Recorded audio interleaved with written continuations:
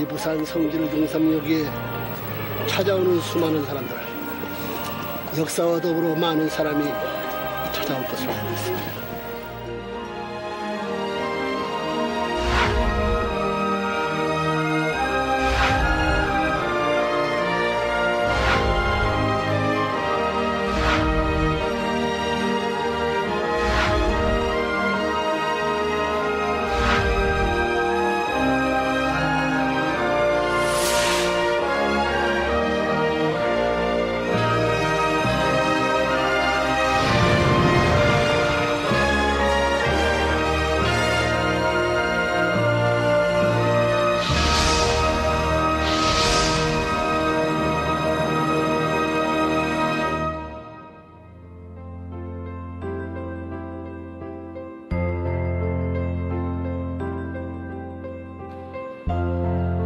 부산은 전란의 혼란기, 격동의 사회적 변화를 거쳐 아름다운 도시로 발전해 나왔다.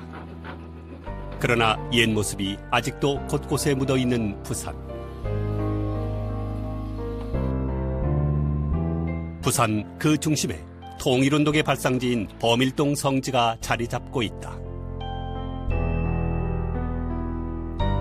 범일동은 수정산이 서쪽에 있고 북쪽은 부산 진구 범청동과 접하며 남쪽으로는 제5부두와 제6부두를 포함하고 있는 동구의 북쪽 지역이다.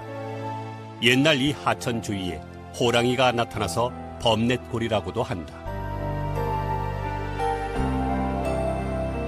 수정산길을 따라 올라가면 안창 삼거리 수정산 입구에 범넷골 기념관이자 교회가 있다. 참아버님께서 이 기념관을 범일전이라 명명해 주셨다. 범일전 안으로 들어가면 거대한 바위가 있다. 이 바위 옆에 참아버님이 손수 만드신 토담집이 위치해 있었다. 이 토담집이 참부모님께서 제2의 복귀 섭리 역사를 출발시킨 귀한 장소다.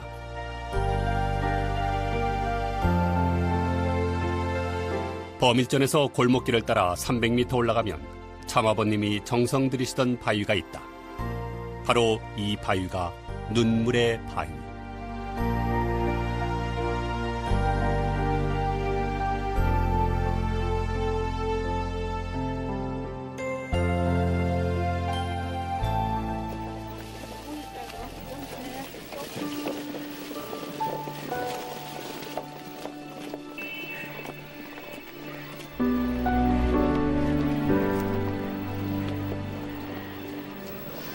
아빠가 옛날에 여기서 기도하던 것이야.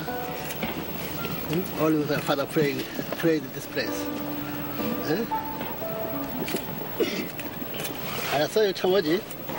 응? 처머지네. 얘도 처먹고 다 처먹어요. 또 한번 해봐요. 나도 해줘가요. 알았어. 응? 만져요. 여보, 너도 정진이도 해줘. 여기 만져줘야지. 다음에 또 올게.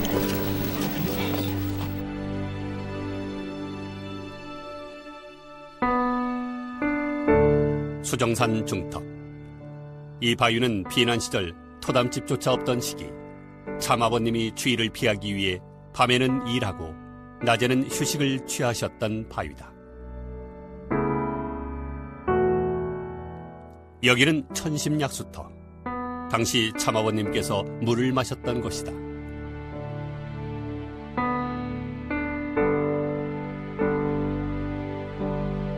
수정산 정상에 있는 제1성지.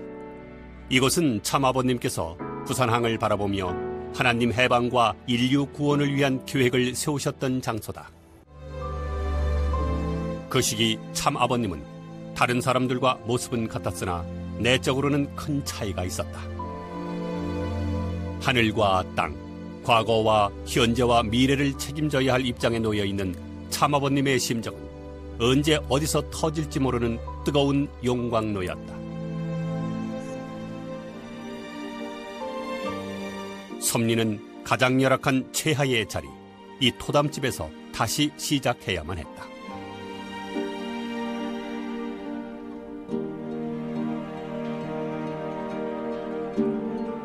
당시 김원필 선생은 미군 부대에 가서 일을 하고 미군들의 초상화를 그리는 부업까지 했다. 참아버님도 밤에는 그 일을 도우며 원리를 실체화하는 데 전력을 다하셨다.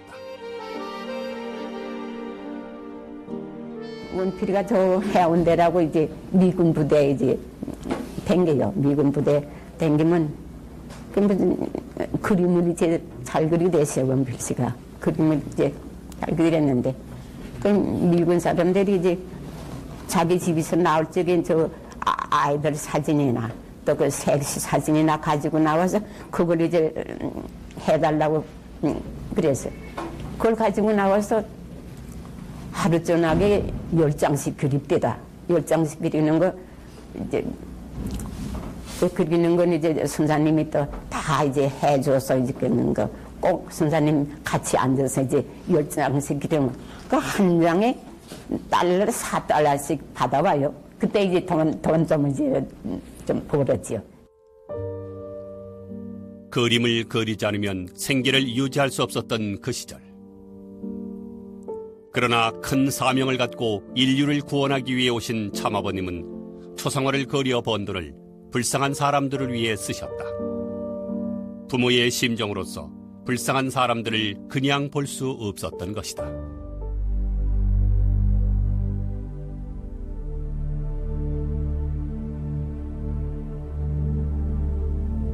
드디어 우리는 이곳 범넷골 성지에서 세상에서 가장 가치 있는 진리와 상봉하게 된다. 하나님께서 인류에게 전하고 싶은 진리가 1952년 5월 10일 하나에서 전 존재로라는 제목으로 탄생하게 된다.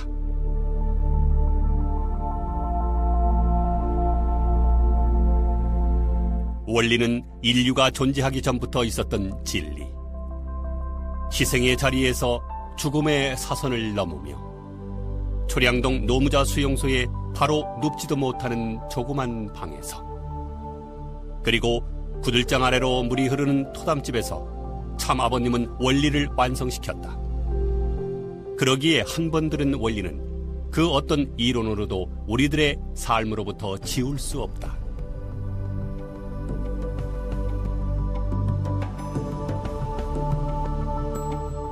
원리 원본에는 천륜의 비밀을 세상 끝까지 전하고픈 참아버님의 심정이 한 글자 한 글자에 배어 있다.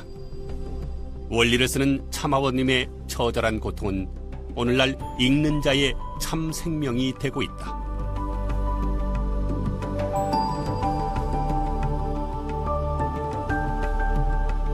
안에 이 책이 한 권밖에 없다고 생각해요. 선생님이 그것을 그런 생각에서 이 원고를 찾아봤을 때 그 원고를 관리를 얼만큼 심하게 했다는 생각해보라고. 만약 이거 없어지고 내가 죽으면 세계가 왔다. 그런 생각해봤느냐고. 이 원리 원본도 아버님께서는 벌써 평양에 오실 때 이 원본을 벌써 가지고 계셨고, 그 다음에 그 옥중에서 해결하지 못했던, 그래도 근본 원리 가운데 해결하지 못한 것도 있지 않았겠습니까? 예, 아버님께서는 옥중에 들어가시는 가운데서도 많은 깊은 그 원래 깊은 내용이라는 것을 계속 아버님께서는 그것을 탐구하셨던 거예요. 그래가지고서 평양에 그때 서울에 올라와서 계시고서는 매여 이 원리 원본을 집필하고 있어 한 것이죠.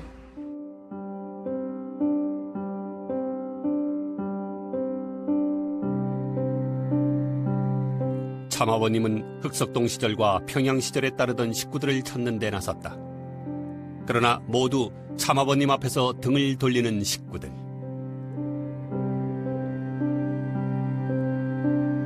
전쟁으로 인해 가난으로 찌든 삶. 이런 지독한 삶이 많은 사람들을 하나님에게서 등 돌리게 했다.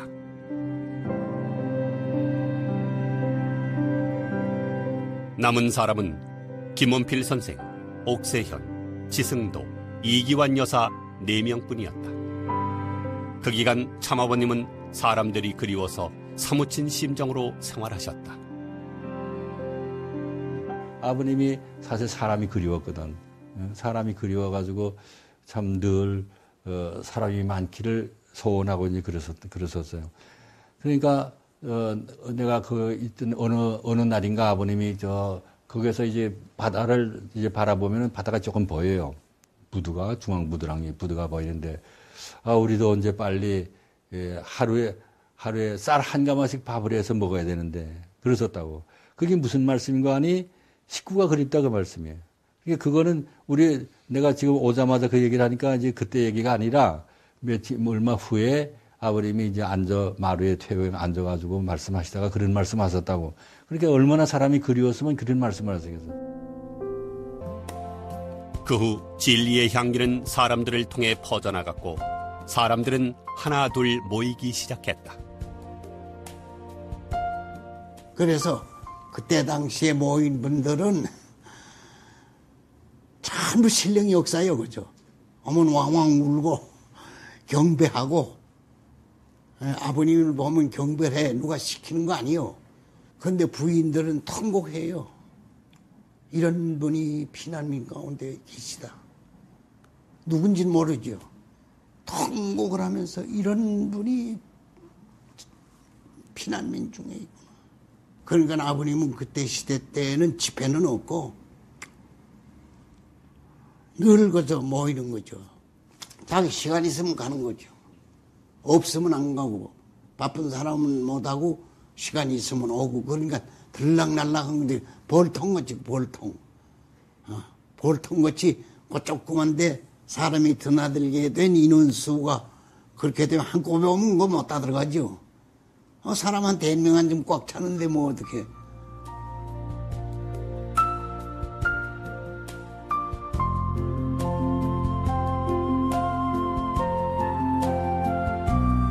눈물의 바위는 참 부모님의 본성과 가장 가까운 터전이요 성지다.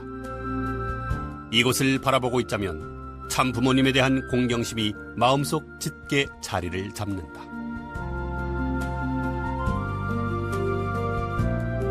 어느 누구도 중요하게 여기지 않았고 바라보지 않았던 바위. 그러나 이 바위는 조급한 참아버님의 사정을 묵묵히 들어주었고 외로운 참아버님의 친구가 됐으며 애절한 참아버님의 눈물을 겸허히 받아주었다. 선생님의 파울을 붙들고 피통했던 심중 날이 먼 바다 그때 6.25 동안에서 전부 다 그 화물선들이 전부 무기를 날아오는 그 배들이 꽉 찬 그 부산 항구를 바라보면서 무슨 기도했는데 그래야 통일 교회는 명실공히 참 고아의 자리에서 세상 누구 환영하지 않은 모든 버림바의 자리에서 이런 생각해가지고 안 거친 적 없어, 안 거친 적 없어. 어떤 지적을 통해서 충효의도를 찾을 수 있는 길이 된 그 길을 찾아가려고 몸부림치며 준비한 사나이는 그것을 여러분이 소위 따르고 믿고 무엇인 데는 배워주리라.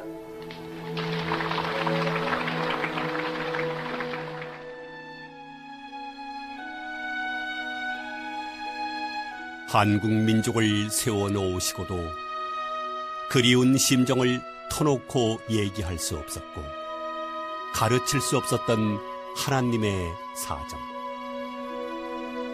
그러기에 슬프다고 슬퍼할 수 없고 처량하다고 처량하게 있을 수 없었던 참 부모님의 심정.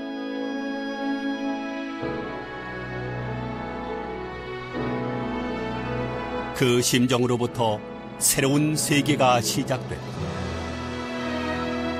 밤새워 원리를 쓰다 흘린 임의 피와 땀과 눈물의 흔적은 이제 지워지고 없어도 우리는 그 정성의 전통이 이 현실을 헤쳐나갈 지혜요 숙명임을 깨닫게 될 것이다. 여기는 그때 집도 하나 더 떴다고요. 버밀떡이라고 왜 호래에 나오는데 이 절간 넘어들고 전부 다 지금 굽어러 가는데 내 지름길 다니다 이 호래에 나오고 여기 공동묘지 이거 다 없어지고 말이야. 근데 여기 큰 개구리 있어서 거기서 여기 동네 조그만 이제 애기들이 있었어. 근데 애기 대장 잘하거든. 애들은 세미는 이렇게 해져가지고 차 팔매치 다 여기 저 언덕이 높다고 저 건너가게 하자. 그때 선생님이 힘도 세고 말이야. 젊었을 때 아니야. 조그만 뭐 11, 12 애들 안 많지야. 나 따라가나. 한나석 지금 전부 다 지금 아이고 내 선생님 나이 될 때 틀리고서 이긴 줄 알고 지금 서운하다고. 이러면서 이거 전부 다 개표가 되는데 그 남자가 그래야지 하는 생각 나는 말이야.